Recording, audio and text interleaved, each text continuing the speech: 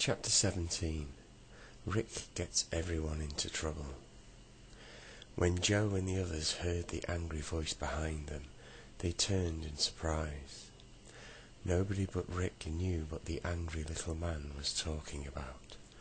"Knocker?" said Joe in amazement. "What knocker? We haven't got your knocker." "The bad boy is eating my knocker," cried the man, and he pointed to Rick. "I had a beautiful one made of lovely peppermint, and now that boy has nearly eaten it all up." They all stared at Rick. He went very red. What was left of the knocker was in his mouth. "Did you really take his peppermint knocker?" said Joe, glaring at Rick. "Whatever were you thinking of, Rick?" "Well, I just never thought," said Rick, swallowing the rest of the knocker in a hurry. "I saw it was there on the door, and it looked so nice. I'm very sorry." "That's all very well," said the angry man, "but being sorry won't bring back my knocker. You are a bad boy, and you come and sit in my house till the others are ready to go. I won't have you going about in our land eating knockers and chimneys and windowsills." "You'd better go, Rick," said Joe. "We'll call for you when we're ready to go home. We won't be long now, anyway. You've eaten quite enough." So poor Rick had to go into the house with the angry little man, who made him sit on a stool and keep still.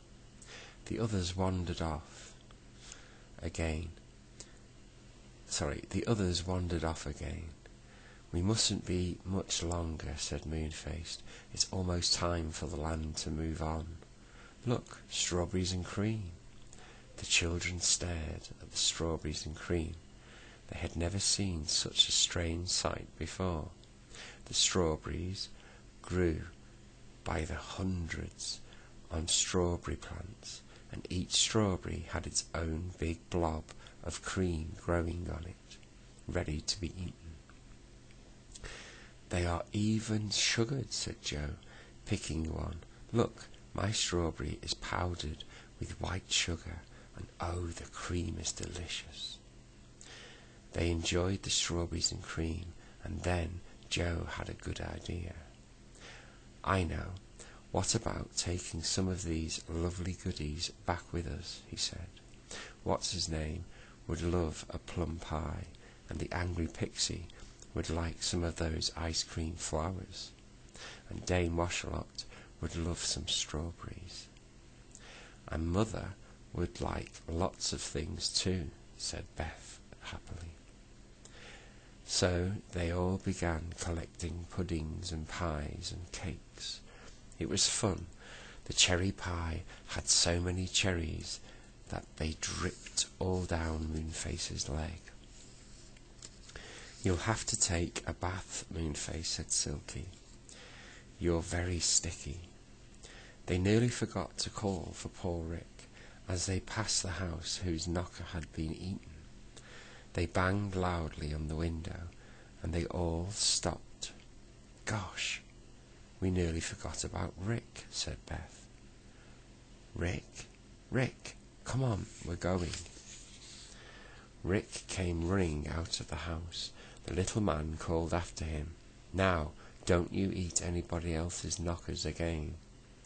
"Goodness, why have you got all those things?" asked Rick in surprise, looking at the puddings and pies and cakes. "They're all for our supper." "Rick, how can you think of supper after eating such a lot?" cried Joe. "Well, I'm sure I couldn't even eat a piece of chocolate before tomorrow morning. No, these things are for what's-his-name, Dame Washalot, and Mother. Come on, Moonface says the land will be moving." They all went to the hole that led down the cloud. It didn't take long to climb down the ladder and on to the big branch outside of Moonface's house. Rick came last. and he suddenly missed his footing and fell right down the ladder, on top of all the others below, and he knocked the puddings, the pies, and the cakes right out of their hands. Down went all the goodies, bumping from branch to branch. The children and the others stared after them in dismay.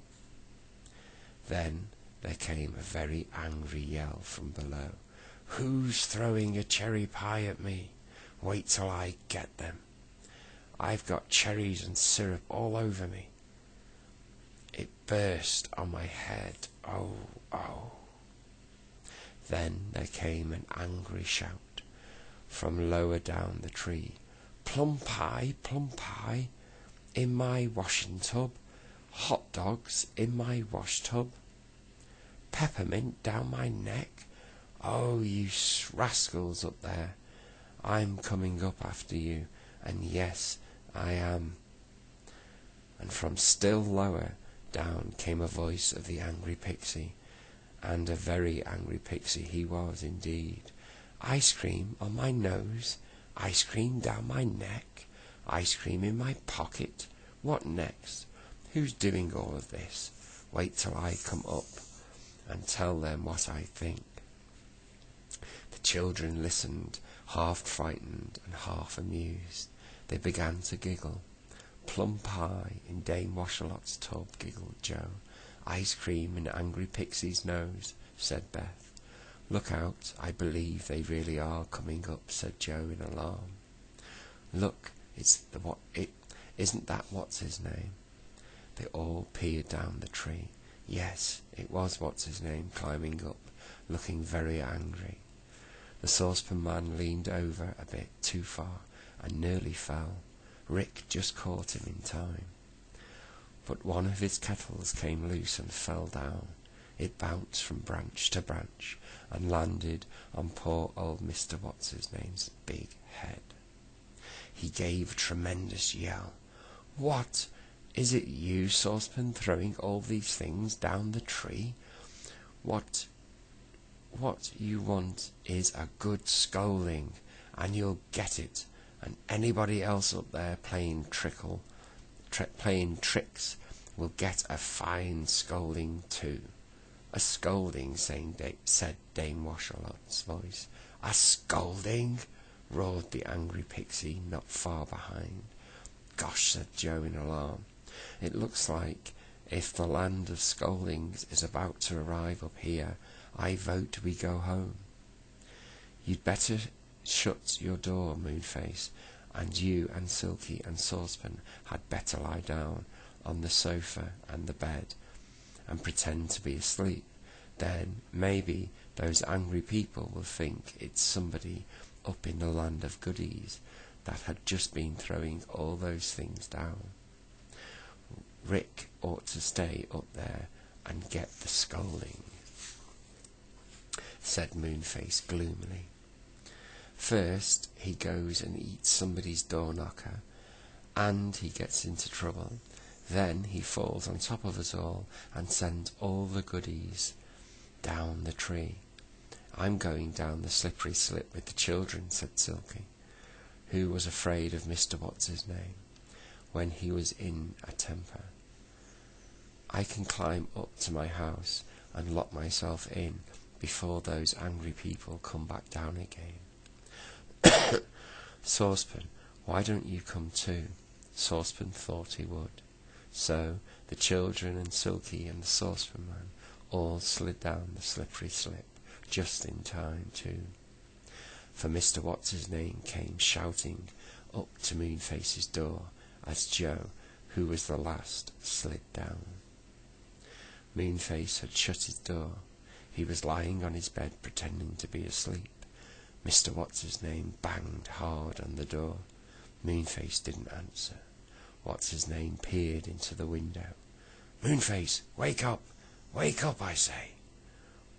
What's the matter? Said Moonface, in a sleepy voice, sitting up and rubbing his eyes. Dame Washalot and the angry pixie came up too. The pixie had ice cream all over him, and What's-his-name had cherry pie down him. Then they all were very angry. They opened Moonface's door and went in. Who was it that threw all those things down on us? Asked What's-his-name.